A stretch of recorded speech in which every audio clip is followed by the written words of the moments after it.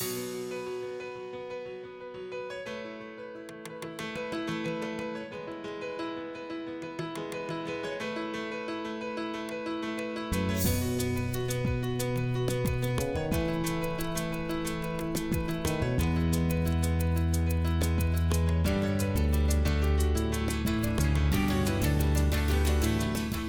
I found my way to the NYMEX in a roundabout way through Chicago, through the CME.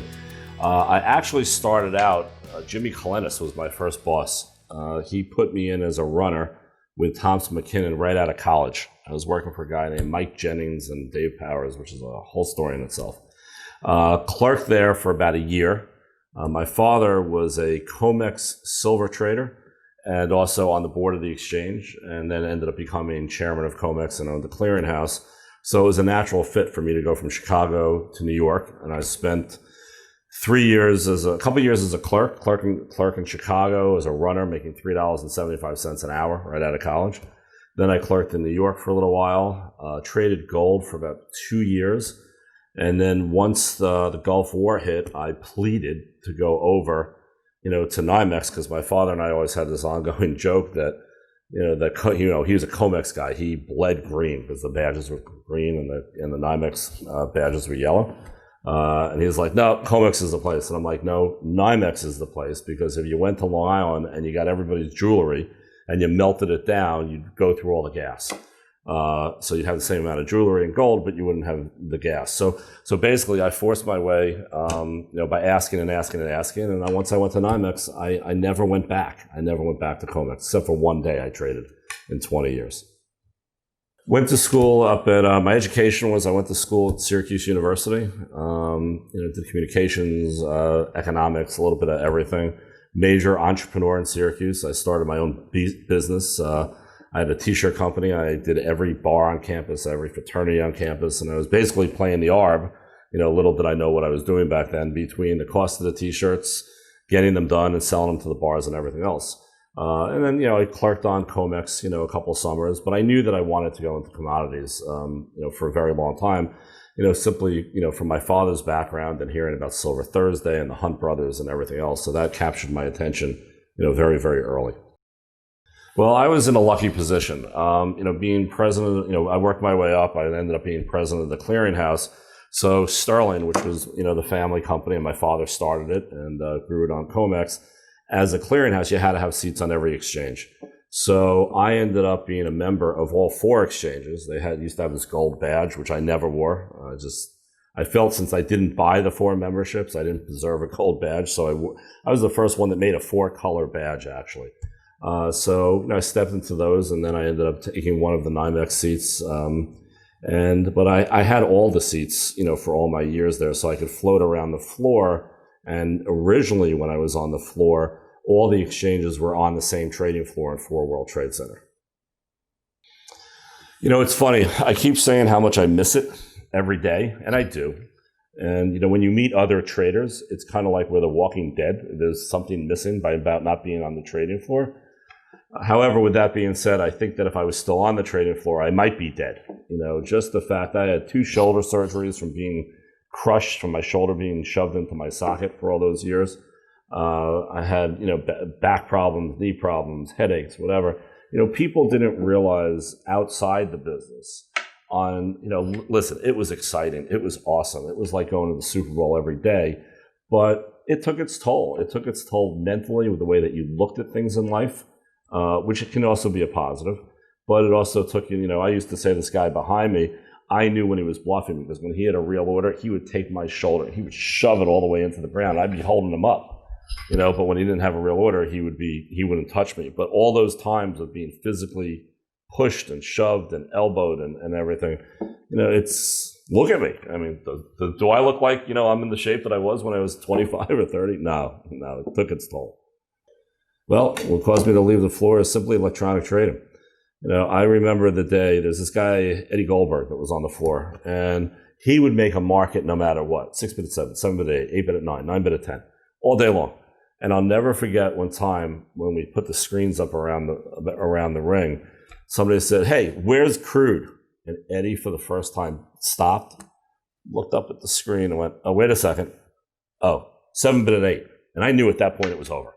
Okay. And, it was very quickly seen that on the risk reward that the market started moving so quickly. I remember my last trade. It was a terrible trade. I bought 50 lots. I sold 10 out for a quick 2-cent profit. And then I lost, I think, 40 cents on the next 40. Okay. Because there was literally it just gapped. And I was just like, you know what? I remember I wrote it on my cards. I looked at everybody and go, yeah, I'm done. And, I'm not ashamed to say I couldn't compete with the speed of the computers. Some of my fun memories of the trading floor, I got to tell you something. We used to call the trading floor, high school with money, right? I'm not sure if it was high school, kindergarten, grade school, whatever. But I remember one time somebody lost a bet. And this guy made me, let's just say he was a large individual. And they made him come in a Speedo and trade in a Speedo. Needless to say, that was just one of them. Or, you had everybody with the birthdays, with the pies in the face and everything. And, it was a very interesting group of, guys and girls down there because it was truly a fraternity. And I think you bring up the fun times. And I think what you really find is that, well, yeah, the money was great. Don't get me wrong. But I think everybody misses the fraternity. Everybody misses the camaraderie. Everybody misses what it was like to know that even if you were enemies or not, everybody had your back. Advantage Futures is proud to sponsor JLN Video Series. Many include a recurring theme of people helping others during critical times in their trading careers. Too often today, when traders need help the most, their call is met with numbers to press on the phone instead of an actual person. Advantage prioritizes you. Personalized service, competitive pricing, aimed at giving you every advantage. Make us your advantage. Advantage Futures. It was awesome. And that's the problem where I think a lot of traders are still having is that it's like a rock star going on stage. It's like, an athlete hearing the roar of the crowd. You walked on into that floor. I mean, think about it. Let's look back in history. It was a 25,000 square foot trading floor. And by the way, the reason why NYMEX was developed like the CME is because I went into the chairman's office of NYMEX when we were rebuilding our building and they were going to do flat floor. And I said, no, you have to do the tiering. And I made him, we got a jet. We put a whole board on it. We went out there, we took a tour of the CME and we basically developed the CME's floor in New York, but with more, at the time it was more high tech, but simply because it was a newer building. But you walked on there and you had the 40-foot ceilings, the 25,000 square feet, no columns. You could see, and there was perfect sight lines and there was a pulse, and that feeling that when, your team, hits the home run in the ninth inning or when you score the football, the touchdown in the last second, we had that multiple times a day. And it was interesting that when I stopped trading, I went through that what I would consider is a deep depression. And I finally sought help and I spoke to somebody and they finally looked at me then and they said, you know what? You're going through withdrawal. And I go, what do you mean? I don't take drugs. And he goes, well, every time that you were screaming and yelling all day and either good or bad trades, you were having the dopamine rush that a drug would give. You would, it's like when you see that score and the hands go up and everybody's going wild in the stadium, that feel that you get? We had it all day long. Even when we got our ass kicked, we had it. And you know what? When I say it was like going to the Super Bowl every day, it was amazing. It was truly the bastion of capitalism at its best.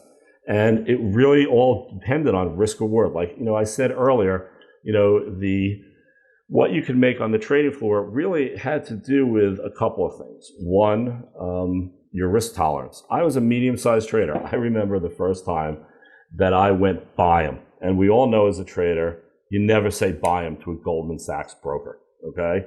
And he just looked at me and he goes, sold 500. There were 500 spreads. Now, I'm going to be honest with you, I was a 100-lot spread trader on a good day, okay? He's like, 500. Now, we had a rule on NYMEX that you could say 10 because we didn't want to go none because that was, people didn't realize spoofing was been done for years because they did it to us all the time. But 500. So I looked at him and go, buy them. Well, I tell you, it never ticked in my favor once. And you've never seen somebody run around a ring so fast, going, sold. How many sold? Just get me off this.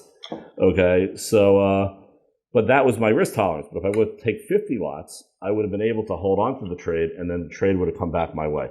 So being a risk manager at Sterling, I was able to see small traders make a nice living, medium traders like myself make a good living, and then I had guys that would make a couple $100,000 in a night, or lose a couple $100,000 in a night, and go out for dinner like nothing ever happened. Some of the best trading days ever was when the world was at its worst, or when they had the biggest problems, and that's what was such a paradox in our world. One of my best days trading was with Katrina, simply because I came in, I had no position, and I was trading around, and the market swings back then. First, it's like there was no issues with the oil wells, and then so we come off, and then we found out that the tidal surge ripped out all the piping, underneath. Then we came up. So the market swings on those days leading up to Katrina, and after. That was one of my bigger days, and also during the Gulf War, we all had very big days from the market movement, and then post September 11th we had. So sadly, in the world of oil, our good days, in some respects, was based off of bad news on a global scale.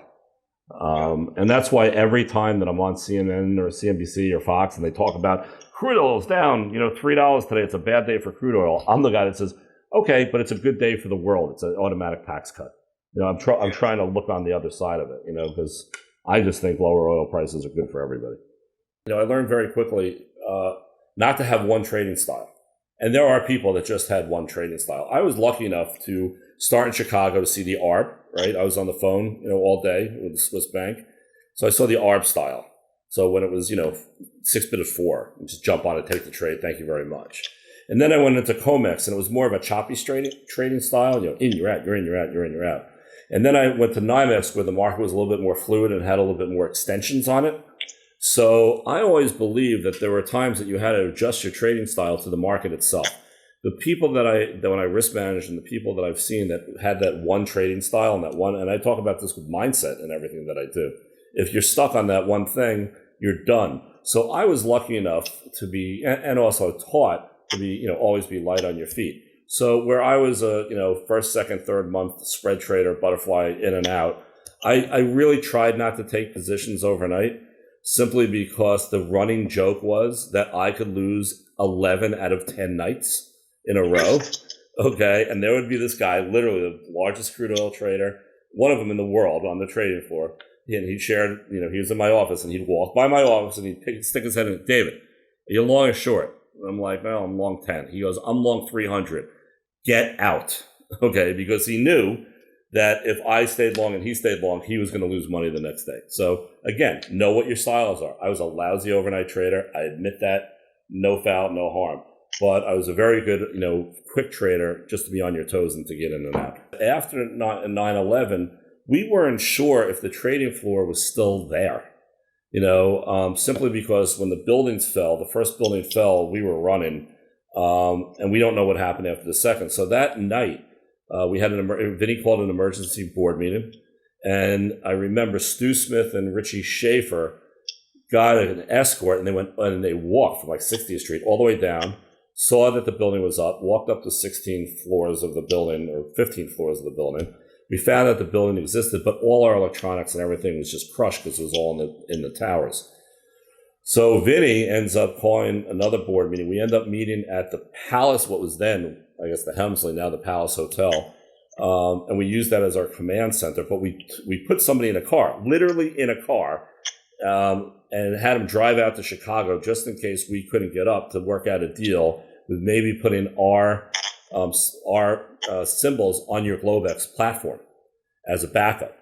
But it really wasn't our first choice, because as much as the CME board said, don't worry, we'll make sure you get all the products back, we all know once products migrate, it's a little bit tough, and there was a good reason for it to migrate. So basically what happened after that is that Vinny got the board down there, and for about 4 or 5 days we were on different tasks. He ran it like a military operation. He's on the roof with oil up to his ankles as they're trying to get the generators set up. And, we need to talk about the effort that was made by NYMEX, and not only by NYMEX, by on that Monday when we brought 1,000 people down by boat in the morning up the wall into the building to be the first exchange in the country to reopen after 9/11. The people of NYMEX that could have been too scared to come down, the clerks, the staff, the traders, the ring reporters, everybody came down there, huddled together, and we got that place back open.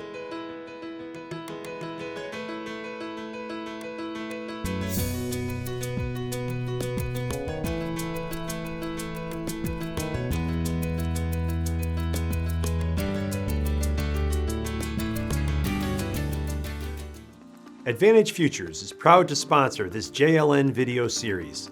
In many of the series videos, there are recurring themes of people being helped at critical times in their trading careers. Too often today, when traders need help the most, their call is met with numbers to press on the phone instead of an actual person. At Advantage, you are our priority.